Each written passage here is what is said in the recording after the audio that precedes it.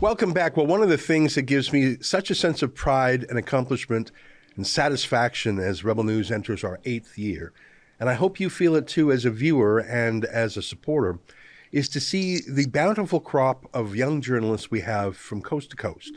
There have been days where we have had reporters in 9 or even 10 cities covering the stories on the ground. And not only does that give us more accurate information, I think it allows us to rebut the sneering smears by the media party, many of whom have never actually gone down to meet a protester. It's easier to call someone violent or a Nazi even if you never have to see them with your eyes and watch them react to your smears. I'm so proud of our journalists, and one of our rising stars, in fact, the winner of the 2021 Rebbe Award for being an ambassador to the province of Quebec, is our next guest. Her name, of course, is Alexa Lavoie, and she has been on the ground in Ottawa for more than a week. Joining us now is Alexa. Alexa, great to see you, my friend. Thanks for doing the hard work of shoe leather journalism. Do you know what I mean by that? Just walking around and showing the world the way it is. Yeah, and it's important because it's not the mainstream media that will show you the real side of the story that we are seeing here. It's so amazing what we are seeing here. It's actually the opposite of what we heard so far from the mainstream. Now, you do your reports in English and French. My command of French is very weak, but I see the work you're doing en français. We have an interpreter who covers off whichever language you're not operating in at that moment. Can you tell us what kind of reaction do Quebecers show towards the camionneurs, if I'm saying truckers correctly en français? Have they had a positive effect in Quebec as well? Yeah, so you need to understand that right now in Ottawa, the percentage of the French speaker are almost half of the people that are here. So the supporter from the province of Quebec, but not only province of Quebec, because from other provinces they speak French as well. It's a really big percentage, and they have a lot of support from the French side. And I know that the one that cannot be in Ottawa, they are doing some convoy as well in Quebec City, what we saw 2 weeks ago when I was there. Thank you. Well, I'm going to ask you a little bit more about what things are like on the streets of Ottawa. But first, I want to talk about a press conference you covered earlier today. Here, I'm going to play a quick clip from the press conference, and then I'll come back to you to talk about it.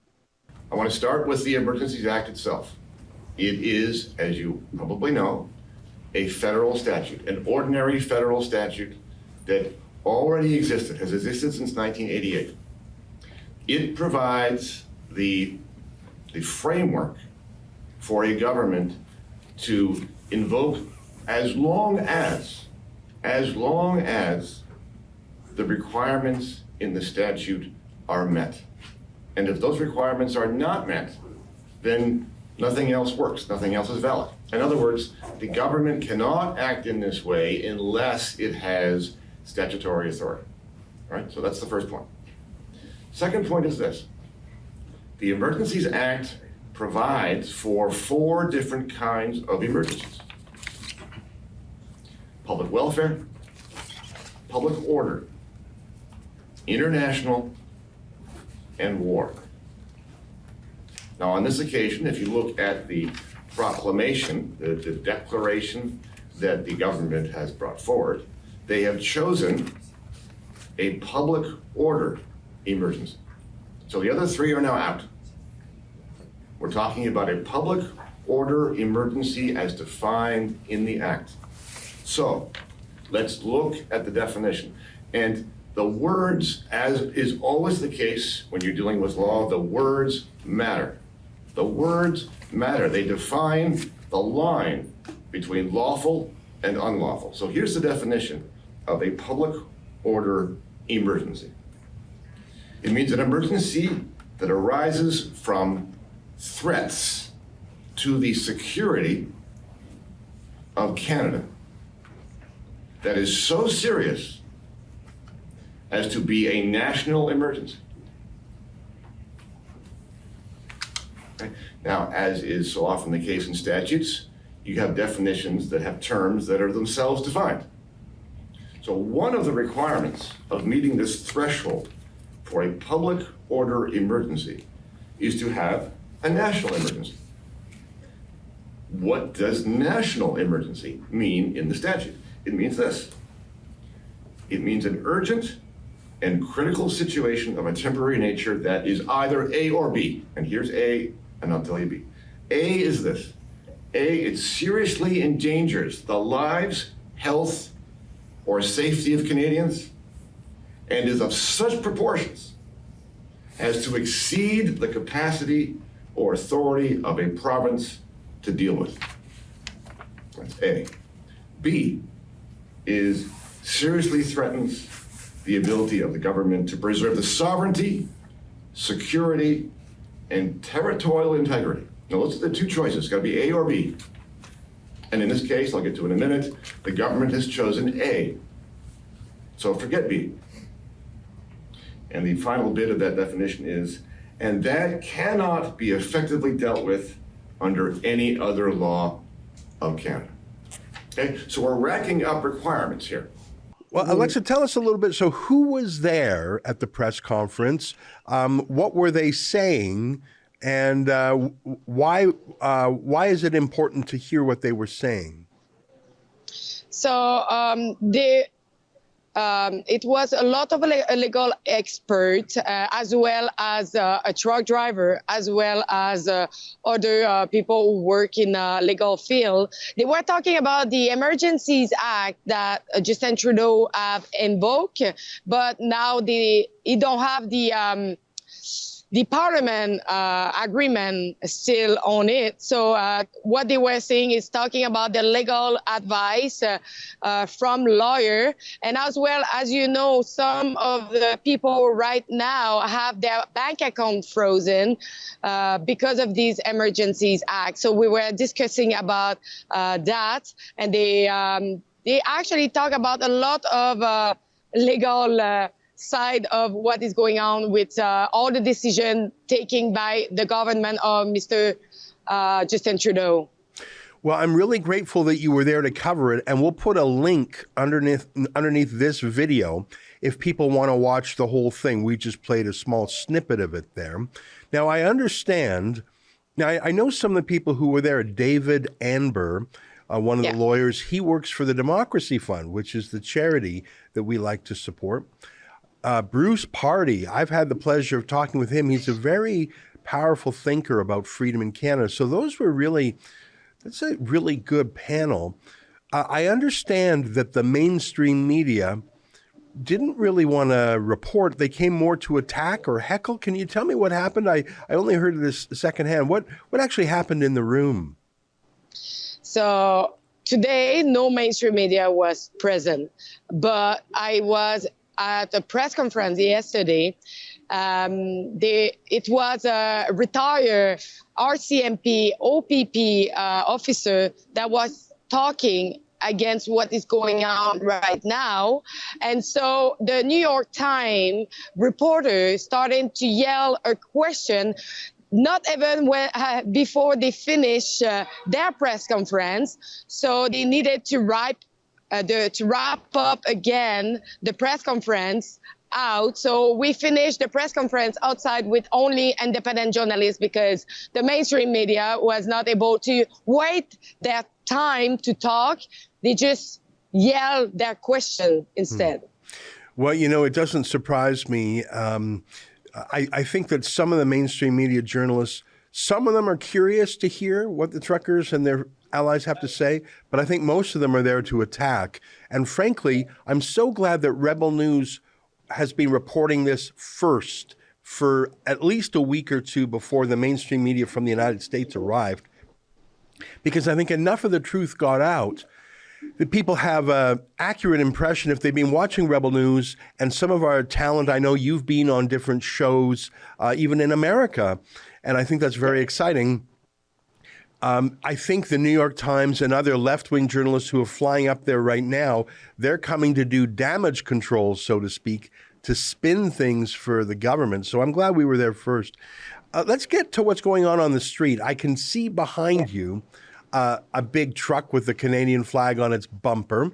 And I don't know if we can pan the camera around. Is it possible just to swing the camera around a little bit? I don't want to disrupt so there's a few trucks. So, okay, good. Thank you. I have a better view now. So, looks like the whole road is blocked there. But there is other traffic I see going by. What's it like on the ground? So, since just before the Emergencies Act, the organizer have talked with the truck driver to agree to move all the truck in Wellington Street and really specific street. So as you can see behind me, it's really condensed truck online. And so it's funny because afterwards they invoked the Emergency Act when we can see that the organizers are complying to their demand. So this morning I was on the field at 6 a.m. and since 5 a.m. The construction workers are build up a fence all around the parliament. But fun fact, you have already a fence around the parliament, but he built one upper than the other one. And when I asked the police officer, they say that is for the safety of the people. I don't see why is the safety on that. And as well, they built a fence around the Senate of Canada building. And this morning, because yesterday they gave a notice of a warning to everybody who had a truck or protester supporter to move their car and their truck from the street. And if they don't agree, they are subject to be arrested for taking part to illegal action. But this morning, they came back with another notice, this time a red paper to say, this is a final notice. If you're not moving your car, you're facing really a big legal, you're actually breaking the law, and you will be arrested for stopping the traffic, stopping the blocking the road, and stopping people to go and work in their shop and open the businesses. That's incredible. You know what? I don't know how serious to take these threats because, of course, they already handed out a notice on blue paper. I don't know, blue paper, red paper. And the Emergencies Act was declared. And, you know, Ontario already declared an emergency earlier. And, you know, the Ottawa police have all sorts of, I just don't know if they're trying to scare people away or if it's for real. I just want to correct myself. I had said a moment ago that the entire street behind you was blocked, but I see now that there is actually one lane open. Is that right? Yeah, one lane is open. Most of the streets are open, and it's only one street I can say that is almost completely blocked. It's Kent Street, but most of the other street is all clean. You can pass. You have no problem for that. Wellington Street, that is the main street where all the truck is there. One line is open for the police to pass and for the circulation. So right now, for the traffic, you have no problem. Everybody can pass everywhere. So you say there's a free lane, even on Wellington, there's a lane for the police to go on. Yeah, yeah. And what street are you standing on now? Now I'm in Melcalfe. So on the other side, I'm facing to a police car and the Parliament of Ottawa.